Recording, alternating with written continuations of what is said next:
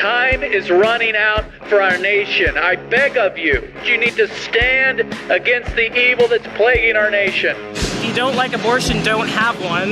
The only thing that can be said to be objective truth is that there is no objective truth.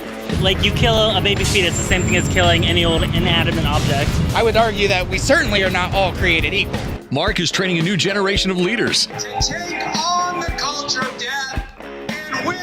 You young people, it's your movement now. It's not your parents anymore. The blood that is shed cries out to God from the ground for justice. And now, here's Mark. Well, hello, friends. Mark Harrington here, coming to you from our Created Equal studios here in Columbus, Ohio. And this is our first program after the election. We're going to do a post-mortem, if you will, on the election, at least as much as we know at this point, which, of course, a lot of it's still up in the air because they're still counting votes. Lots of lawsuits happening. The Trump campaign is disputing the election. We know all of that, but we're going to try to, as best we can, come away with a few takeaways, some lessons learned here for us. That is, us in the pro-life movement, conservatives, Christians, all of the above, and come up with some marching orders, if you will, for the next 4 years at least. So I have as my guest today, my friend and my colleague here is Seth Drayer, the Vice President of Created Equal. Seth, thanks for being on the show. It's always a pleasure, Mark. Thanks for having me. Well, we had a lot of time to digest what happened on Tuesday, November 3rd. It's been about a week and a half now. What I'd like to do is knock off a few of the obvious things, and then we'll get into what we think are the 5 takeaways from the 2020 election. And those are ones that you and I kind of compiled together. Obviously, there's a bunch of them. There are more than 5, but these are the big ones. But before we get to the big ones, let's knock off a few of the smaller ones, the obvious ones. And again, listen, I don't want people to get all upset and say, well, Trump hasn't lost, Biden hasn't won yet. I get all that. But in the midst of all this, there's some things we can all agree on, basically, at this point. Whether Trump ends up winning or Biden wins, they're all the basic stuff. So the first thing is this: mail-in voting killed Donald Trump. I mean, that's really hurt him bad. On election day and early voting in person, Trump came out. His people came out. 72 million people voted for Donald Trump. That's 10 million more than in 2016. Massive numbers. And he would be the president-elect today if it weren't for mail-in voting. I think we can all agree on that. He would be the president-elect today if there weren't COVID, because COVID led to the Democrats changing the rules in some of these states, allowing for mail-in voting. And with mail-in voting, they just mass mailed these out. People sent them in. And so that affected the election. There's more than that, but I think COVID was a big issue. A lot of people felt like, because of the fake news, that Donald Trump didn't handle COVID right. I think he did as he could. In fact, Biden's basically saying he's going to do virtually the same thing. His messaging wasn't the best, for sure. But that's one we can all agree on, I think. What do you have any others, like just real quick ones right off the top about the election? And then we'll get to the 5 big ones. Well, no, I think you really hit it on the head there. I mean, these issues really changed the election. January of this year, we were all looking at basically a blowout landslide victory for Trump. We don't know that for sure, but it looked like that. Right. 2020 changed everything. And people who are in seats of power know how to use crises to their advantage, and they did. Right. Rahm Emanuel, who said, never let a crisis go to waste. So the Democrats, got to hand it to them. They seized upon the COVID crisis to really take the election. Right. And of course, we don't know how much fraud has happened and all that. But the bottom line is all the mail-in voting is unprecedented. And that was because of COVID. So let's do this. We want to go through the 5 top takeaways that you and I have as regards the election. And here they are. I'll list them all, and then we'll go back through each one. The first is this: we are a sharply divided nation, number 1. Number 2, the president of the United States matters. Who sits in the White House matters. Number 3, statism indicates misplaced faith. And I think that's a deep thought. We're going to get into that one a little bit. And number 4, the crackdown on conservative voices by big tech is now officially, it has occurred officially. I mean, I think they're out of the closet. And number 5, no president is a proxy for changing culture. We can't put all our eggs in the president of the United States. All right, so let's go through each one of these. Seth and I kind of compiled these together. So let's start with number 1, and I'll ask you this. We are a sharply divided nation. The mixed bag of a successful Louisiana amendment, we can talk about that, and a failed Colorado abortion ban demonstrates sharply that our nation is divided. Also, more people voted for the Louisiana amendment than voted for Trump, which is a sign that there still remains some pro-life Democrats left. So let's deal with that one. We're a sharply divided nation, and these 2 abortion-related things that are on the ballot tell us something about the culture. Well, starting backwards, the end there, what you listed, I think is super interesting because we had, the primary, Pete Buttigieg and Bernie Sanders were saying that if you're pro-life, there's no place for you in the Democratic Party. So it is very interesting that in Louisiana, where they did pass this amendment, the amendment essentially says, if Roe v. Wade is overturned, our state constitution has no protection for abortion in it. You can't construe our constitution to say abortion is legal in Louisiana. If it's overturned, they're putting a trigger clause kind of into their constitution to protect against abortion being legalized there. But yeah, there were more people voting for that amendment, that anti-abortion amendment, than voted for Trump, which indicates that maybe there were just Republicans who didn't want to vote for Trump who voted for the amendment, but maybe also some Democrats voted for Biden and voted for the amendment. That's a sign that maybe there are still pro-life segments in the Democratic Party. That's interesting, but also it's Louisiana, so it's very conservative. You got pros, the Democrats are probably conservative there. You and I know about, there's the, I don't even know what to call it, Democrats for Life. Right. And, every once in a while I think, is this really worth it? I mean, the party's done as far as a national party, really. They basically, if you're not pro-abortion, you get no funding. The machinery of the Democrat Party is going to fight against you. And I often think those people who support or are part of pro-life Democrats for Life ought to just throw in the towel and jump in with the Republican Party. This indicates that maybe that's that's a fight worth having. Yeah, maybe so. I mean, again, I think, as we're talking about in a moment, the president matters, who's in power in Congress matters, because how the caucuses are working, it really does matter. So, but if we can convince those average citizens who are voting who do align with the Democratic Party to vote for pro-life measures, and then we can show them that one party is better advancing their case, maybe there's hope, as you said. And so we also had not only the Louisiana amendment that did pass, the Colorado amendment went down in flames. And that was an amendment to ban abortion. What was it, 22 weeks. So we're talking about we're not talking about, so Louisiana was essentially saying no abortion overall, but this was a 22 if Roe were if Roe is overturned, yes.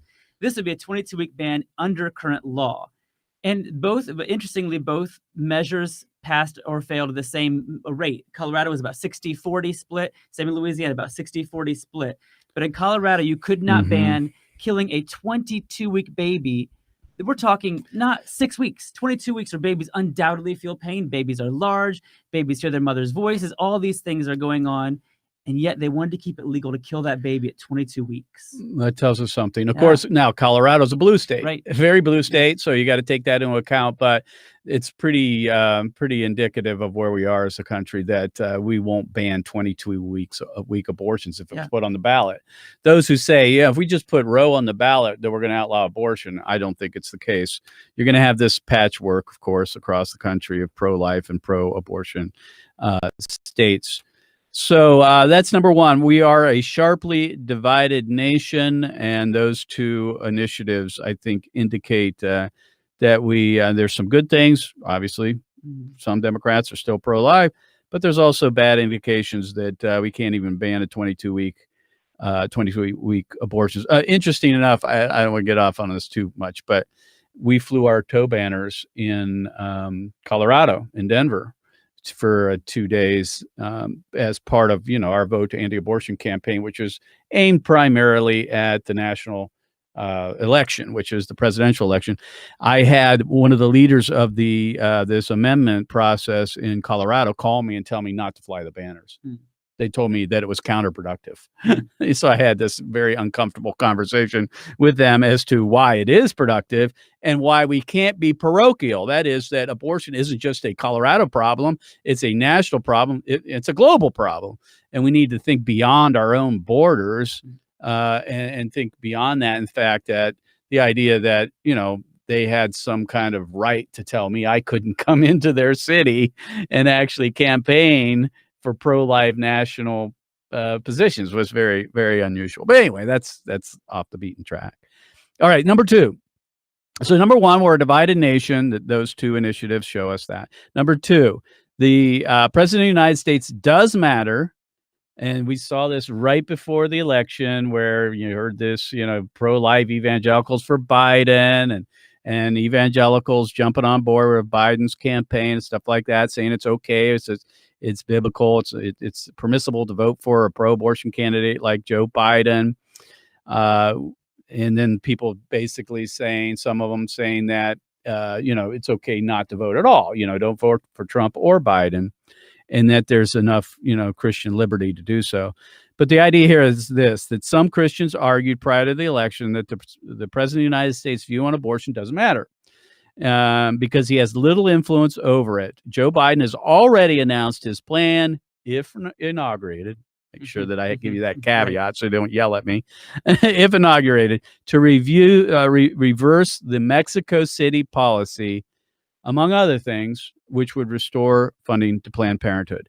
We already see it, the ramifications of a Biden presidency. Yeah, absolutely, 100%. I mean, in my circles, which are maybe similar to yours, but I saw not only that what you were saying with national leaders talking about the president might not matter, but individuals I know who are believers saying, yeah, okay, I get abortion's an issue, but the president's role is very small in it. And that's just, it's not true. It's not simply not true. And No. Biden is going to return us to flowing more cash to Planned Parenthood, to putting people in places of power who are ardently pro-abortion. He's already committed to this, as you said, if inaugurated. And I think this is a real wake-up call to people who said, there are many issues. Abortion's one side, one that's really president's role is very small. They're going to see that's not true. And I think it's very important we recognize that every election matters.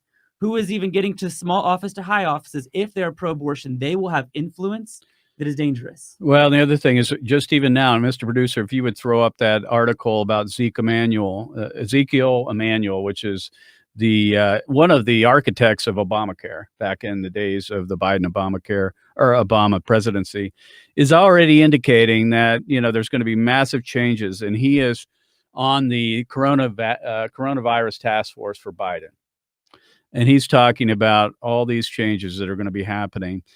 He, for one, said that he doesn't want to live past 75. He was the one that we complained about, saying there's going to be death panels in Obamacare.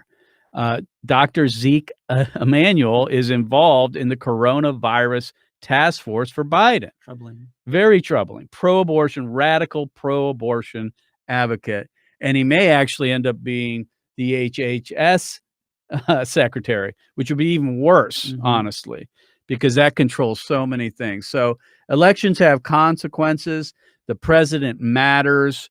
And I'm afraid some people are going to have some buyer's remorse here real soon. And I hope they do. They should. Honestly. They really should. So that's number 2, that the president of the United States does matter. We're already seeing indications, if Biden's inaugurated, that he's going to Biden's going to reverse all of President Trump's pro-life initiatives. Number 3, statism indicates a misplaced faith. Yeah. Now, we all saw the celebrations. I turned off the TV. I couldn't take it anymore. But the celebrations across the country that, when President-elect Biden was announced, which, of course, again, is not certain. All these celebrations. And for the statist, the state is the highest authority to them. That's what they look to. And the ultimate goal of a statist is getting their guy in power, which they got Biden in. That's why they celebrated so like they did. And it's also why they were so devastated when Trump won in 2016. We all remember all the crying and the wailing and gnashing of teeth that happened then. But Christians are different because we appeal to a higher power. We look at it differently, higher authority. But I think that's a really important insight as to why it is that before the election, cities were boarding up, getting ready for riots. Now, those weren't going to be riots led by Christians, conservatives, pro-lifers, and Trump supporters. They were going to be led by Biden voters, and everybody knows it. And why is that?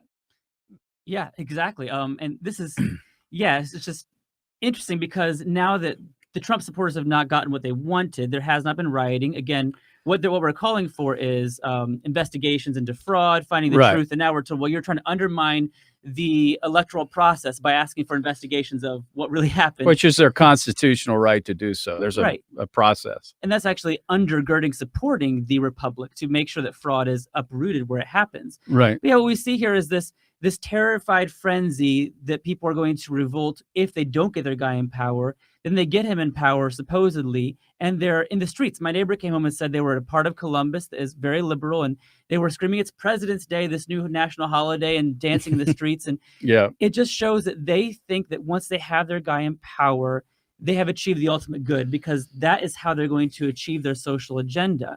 Whereas Christians recognize, as you said, we have a higher power. So yes, we feel the weight of loss when our guy loses, because we know babies will continue to be killed. Right. We know that Christians will be persecuted. We know that many bad things will happen, but we do recognize that all is not lost. It is not the end, because God is not off the throne somehow because Biden might be on the American throne.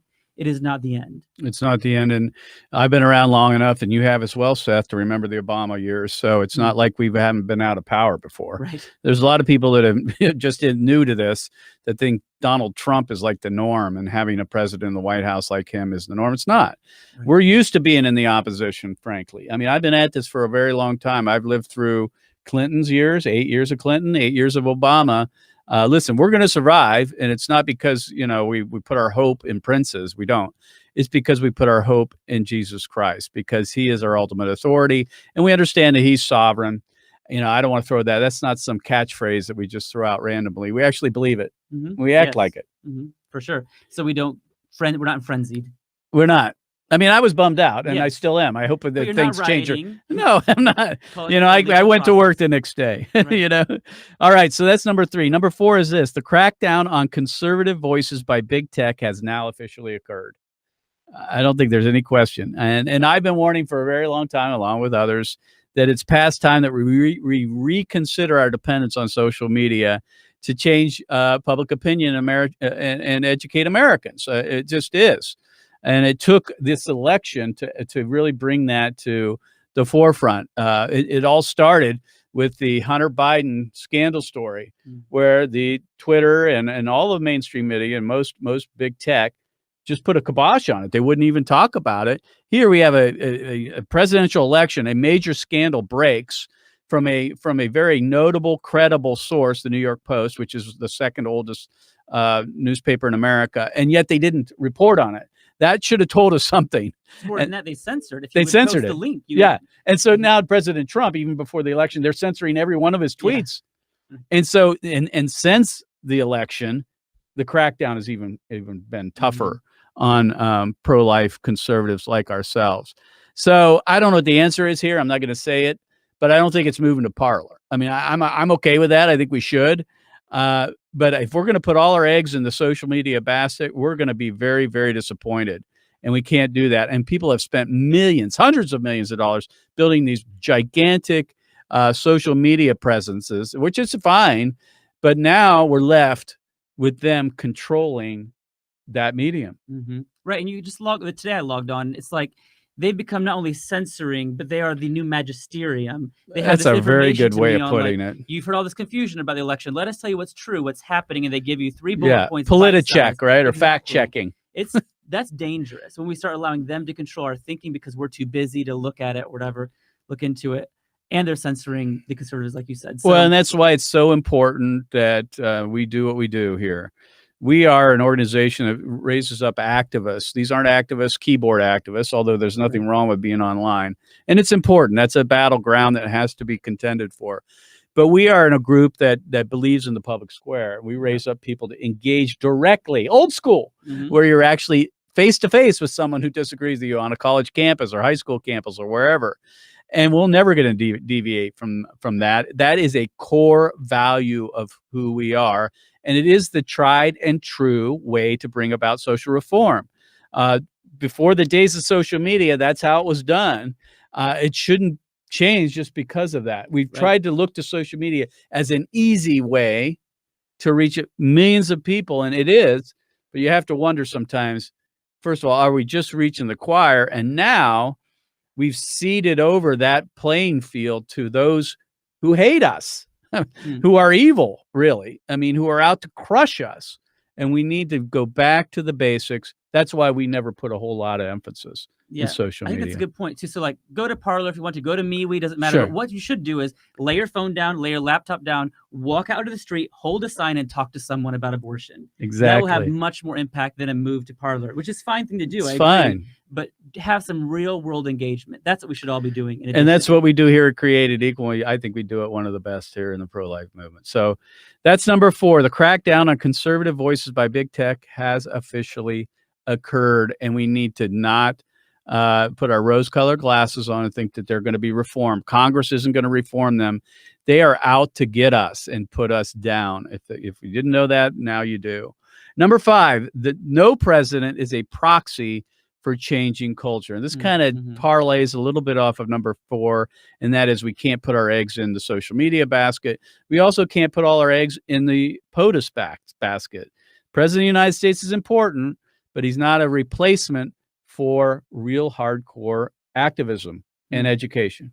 That's exactly right. I think you told me before, we talk about looking backward before Obama even. Think about the Bush era where we had gains that we were making, modest gains, but the culture was moving left underneath him. And so even if you were gaining politically, but the culture moves left, you are not succeeding because it's going to one day flip again. And so this is proof that if you do have your hope in princes, which we said we do not, if your hope is in princes, you have misplaced it. You have to have your hope and faith in God alone, and therefore being faithful to him means voting correctly and also engaging culture correctly to have long-lasting change. Elections matter, but they're not all that matters. Exactly. And you got to have the long view. Yeah. I mean, we're in it for the long run. Obviously, I loved President Trump's policies for the pro-life movement, and we saved a lot of babies with him in office. And I know I'm talking like he's not going to be around, because I just don't think he's probably going to be. But we also knew that we were one election away from returning to the opposition position. In some ways, I relish the loyal opposition. I relish the resistance, because really, as you say, the arc of culture is heading in one direction. We are the resistance. We are the resistance. We are the loyal opposition, despite the fact that we had our guy in the White House. That was all good, and I think we took some ground there. But the fact of the matter is, we are the opposition, and we always got to be thinking in terms of that. And I think that's what we do best, and our movement should be that type of movement. Yes, well, you and I talked about this the day after the election, well, a couple days after. We thought we had results. We still don't really know, but the team that we gathered together and talked about, look at our heroes. These aren't people who were part of this national movement where everyone was with them. They were people fighting against the tide of culture. Right. Now, our goal is to turn the culture and build a pro-life network. That's true, but we should not be surprised that today, most people, like in Colorado, will vote en masse to keep killing 22-week babies. That's tragic, but that should not surprise us. Exactly. And we need to look at things with our eyes wide open and be realists. That doesn't mean we want to be negative and, Johnny Raincloud, always looking at all the bad stuff. But we need to evaluate things as they are, not as we wish things would be. And we made some progress. We got President Trump put 3 Supreme Court justices on the U.S. Supreme Court, which is huge, gigantic step forward. But as you say, I mean, the time is now to get back to our basics, the things that we do best, which is raising up the next generation. That's who we are here at Created Equal. That's who our movement should be about, because we are at it for the long run. So we got about 30 seconds, Seth. If you would just summarize mission of Created Equal, give us some hope here as we head into this, transition period, the lame duck possibly with President Trump, and and the possibility of Joe Biden being the next president of the United States. We just have to remember that every one of us is compelled to do what we can in our sphere of influence to save babies. That means you have a sphere of network, people you know that I don't know, Mark doesn't know. Talk to them, change their hearts and minds. Every one of us, even if Biden were elected for 8 years, God forbid, going forward, we can save babies every single day if we're willing to do what is uncomfortable, and that is create conversation, learn how to artfully defend the life of the babies. We can save them together. All right, folks. Well, thanks for tuning in. We'll see you next time. God bless you. God bless America. And remember, America, to bless God.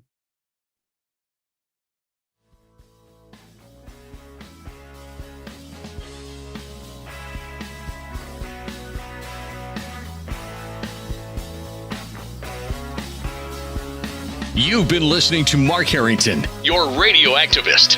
For more information on how to become a witness against the evil plague in America, call Created Equal at 614-269-7808. That's 614-269-7808. Or go online to createdequal.net. Createdequal.net. Be sure to tune to the Mark Harrington Show next time for your marching orders in the culture war.